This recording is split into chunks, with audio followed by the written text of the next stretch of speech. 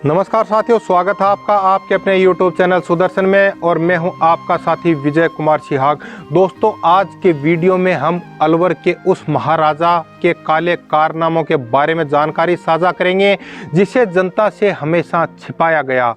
आज़ाद भारत का अलवर जिला, जो पहले अलवर रियासत हुआ करती थी, इस जगह का नाम अलवर क्यों पड़ा, इसको लेकर अलग अलग तर्क हैं। उन्हीं में से एक तर्क ये है कि आमेर के महाराजा काकिल के दूसरे बेटे महाराज अलाग राज ने 11वीं शताब्दी में इस इलाके पर शासन किया। सन 1049 में अलाग राज ने अपने पिता नाम पर अलपुर शहर की स्थापना की, जिसे आज अलवर कहते हैं। अलवर नाम की उत्पत्ति के पीछे का ये तर्क महाराजा जय सिंह के शासनकाल में हुए शोध से पता चलता है। जय सिंह ने अलवर पर करीब 40 साल तक राज किया। 1933 में अंग्रेजों ने जय सिंह को देश निकाला दे दिया था। अलवर रियासत में अंग्रेजों के खिलाफ आंदोलन काफ़ी तेज रहा। 1925 में हुए नीमूचना हत्याकांड ने देश भर में आंदोलन को उग्र कर दिया। जय सिंह की सेना अक्सर ऐसे आंदोलनों को दबाती दिखी, लेकिन अंग्रेजों का ये तर्क था कि अलवर महाराजा जय सिंह की मूक सहमति से ये सब हो रहा है, जिसकी वजह से 1933 में अंग्रेजों ने अलवर रियासत पे अपना कब्जा कर लिया और जय सिंह को देश निकाला दे दिया। 4 साल बाद 1937 में अलवर की सत्ता चंदपुरा के ठाकुर गंगा सिंह के बेटे तेज सिंह को दे दी गई। वैसे अलवर महाराजा काफ़ी पढ़े लिखे थे। उन्होंने अलवर की राजभाषा को उर्दू की जगह हिंदी बनाया था। जय सिंह ने प्रथम गोलमेज सम्मेलन में भी भाग लिया था।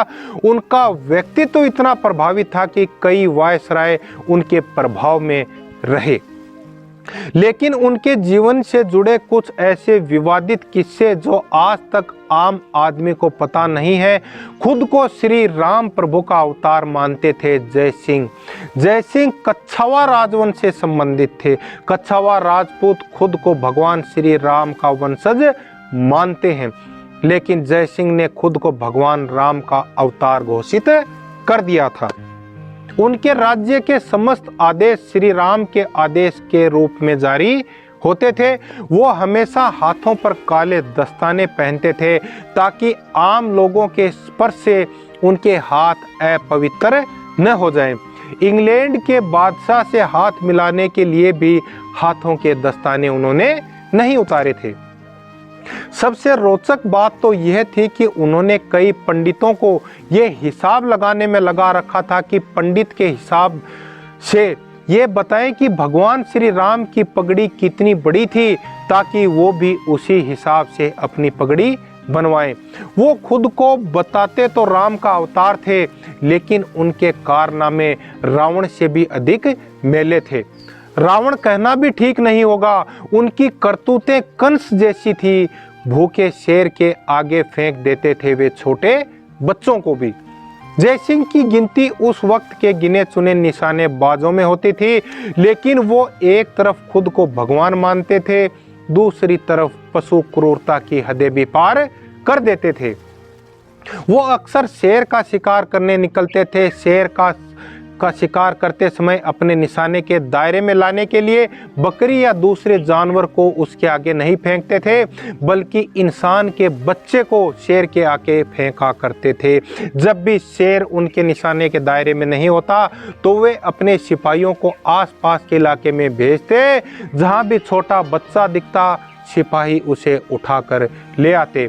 महाराजा जय सिंह उनके परिवार को ये विश्वास दिलाते थे कि शेर के बच्चे तक पहुंचने से पहले ही वो शेर को मार गिराएंगे, लेकिन जब कभी निशाना चूक जाता था तो शेर बच्चे का निवाला बन चुका होता था।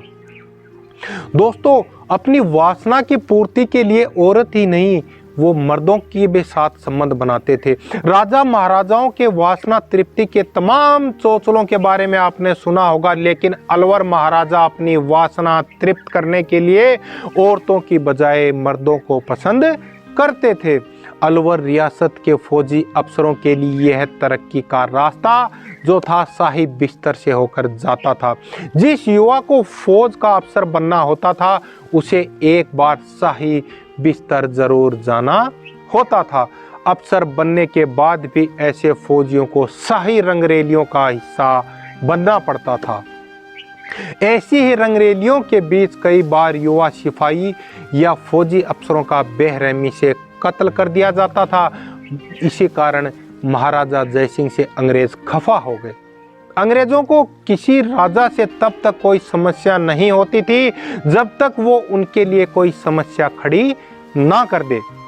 अपने आप को भगवान राम का अवतार बताने वाले और मर्दों से हम बिस्तर होने वाले जयसिंह ने कुछ ऐसी गलतियां की जिसकी वजह से उन्हें राज सत्ता से हाथ धोना पड़ा। तो उनकी पहली गलती क्या थी? ये बात उस दौर की है जब लॉर्ड विलिंगडन वायसराय हुआ करते थे भारत के। एक बार वायसराय हाउस में जयसिंह को दावत पर बुलाया गया। इस दौरान लेडी विलिंगटन की नजर उनकी अंगूठी पर पड़ी। उन्होंने उस अंगूठी की तारीफ कर दी। परंपरा यह थी कि वायसराय या उसकी पत्नी को राजा की कोई चीज पसंद होती थी तो वह उन्हें भेंट कर दी जाती थी।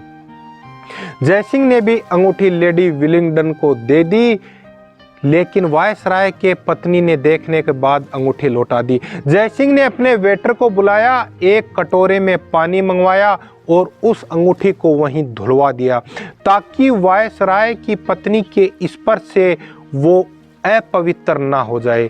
ये उनकी पहली बड़ी गलती थी। दूसरी गलती पोलो मैदान में हुई। दोस्तों, मैच शुरू होने से पहले राजा का घोड़ा हट कर गया। वो अपने जगह से टस से मस नहीं हो रहा था। गुस्साए राजा जयसिंह ने मिट्टी का तेल मंगवाया और वहीं पर उस घोड़े को आग लगा दी।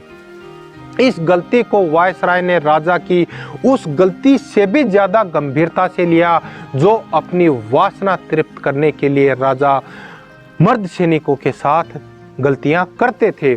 यहीं से वायसराय ने जयसिंह से उनकी रियासत छीनने की ठान ली। इसके बाद अलवर महाराजा को लेकर वायसराय ने हमेशा खराब रिपोर्ट ब्रिटेन भेजी और फिर अलवर में हो रहे विद्रोह का हवाला देकर उनसे सत्ता छीन ली गई। दोस्तों, इस वीडियो में दी गई जानकारी का ज़्यादातर हिस्सा आज़ादी आधी रात को नामक पुस्तक से लिया गया है, जिसे फ्रांसीसी लेखक डोमिनिक लापियर और अमेरिकी लेखक लेरी कॉलिंस ने लिखा है। डोमिनिक लापियर को साल 2008 में भारत सरकार ने पद्म भूषण से भी सम्मानित किया था।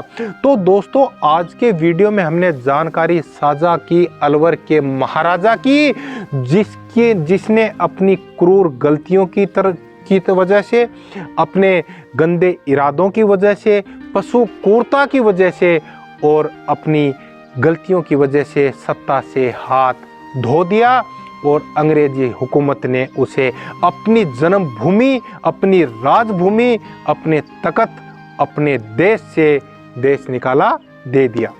तो आज के वीडियो में हम इतनी ही जानकारी साझा करेंगे। यदि आपको वीडियो पसंद आया तो वीडियो को लाइक करें, शेयर करें, चैनल को सब्सक्राइब करें। आपका साथी विजय कुमार सिहाग। जय हिंद, जय मां भारती।